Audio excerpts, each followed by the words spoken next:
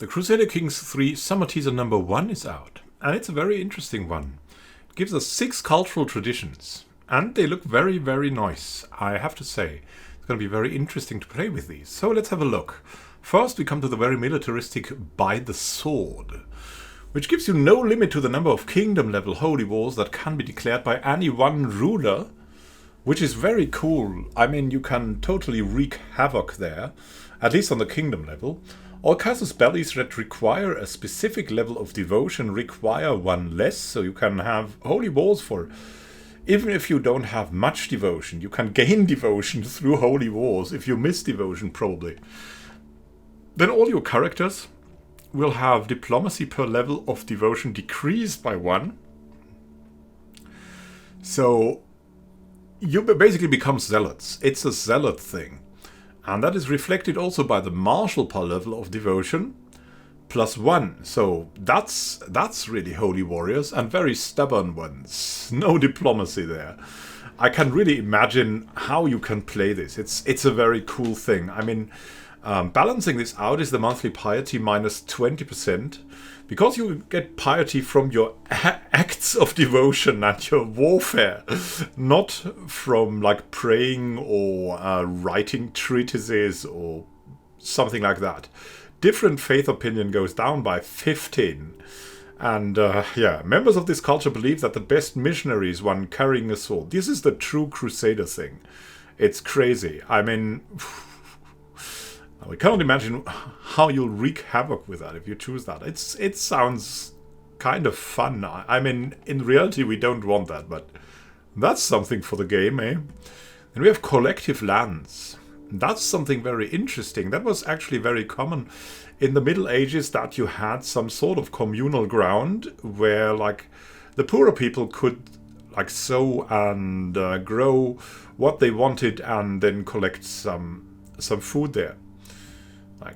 So, granting counties to commoners increases county control and makes them a peasant leader.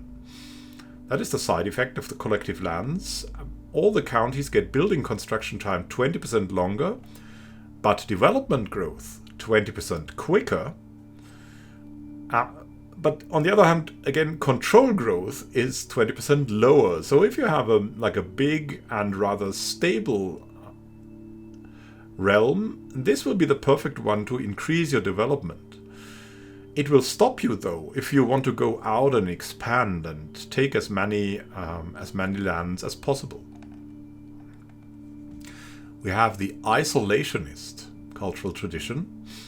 Idle courtiers are less likely to become wanderers if their liege is of the same culture. They will just stay with you and isolate together. Marriage acceptance towards other cultures minus 50. So you'll have the inbred culture, basically. Very unlikely to arrange marriages outside their own culture as the AI. So that's some nice touch there, that the AI also gets the behavior in there. Cultural acceptance gain minus 35%. Of course, I mean, if you're an isolationist, you're based on your own culture. It's like walling yourself in. It's similar to By the Sword, on another level. And all characters have diplomatic range, minus 25%, so you have much less influence. But the same culture opinion goes up by 5, and you have a higher control growth, plus 0.5 per month, which is very good. So you can be an isolationist to incorporate same culture countries into your realm quicker. Then we have the mystical ancestors. Very mystical. Cannot disinherit dynasty members because they're all connected by God or something. They gain renown when granting titles to house members. So it's basically isolationist dynasty. Lose piety when revoking titles from house members. Your house is everything. And it's based like on the god bloodline or something like that. And all your characters get the dynasty opinion of plus 10. So if you want to really focus on your dynasty and give them all the power, then go for the mystical ancestors. It sounds quite fun and very akin to something like Isolationist. It's something very extreme. But it can lead to very good things for your playstyle, and very interesting playthroughs probably too. Then we have Stalwart Defenders. That gives us defensive war peace acceptance +10. So a diplomacy bonus. Prestige from winning defensive wars is doubled.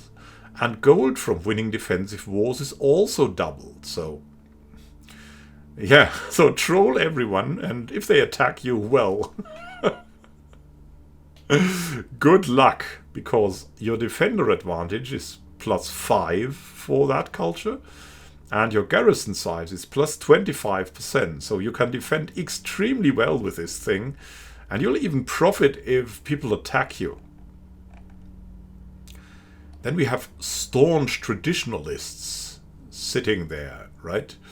The stubborn trait will be more common, which is something hilarious, of course. Converting to local culture decision cost is quadrupled. My goodness, 4 times the cost. Creating a hybrid culture requires 100% more cultural acceptance. It's also much harder to hybridize with this culture. So this is a culture that wants to stay to themselves. It fits perfectly with the isolationist culture. If you have an isolationist staunch traditionalist, then good luck getting out of that culture. You're stuck with that thing. All of your characters get controlled territory defender advantage +5, which is of course very strong. But you have to dedicate yourself to it, right? And control growth plus 0.3 per month, which is also of course fantastic. On the other hand, the cultural fascination progress goes down by 10% because you cannot really get inspirations from other cultures, right? You want to stick to your things. That was always my things, and the other things are new and bad. And the greetings, and they will be back with proper dev diaries sometime in August, but maybe, we don't know. As this is the summer teaser #1, there will be more summer teasers coming.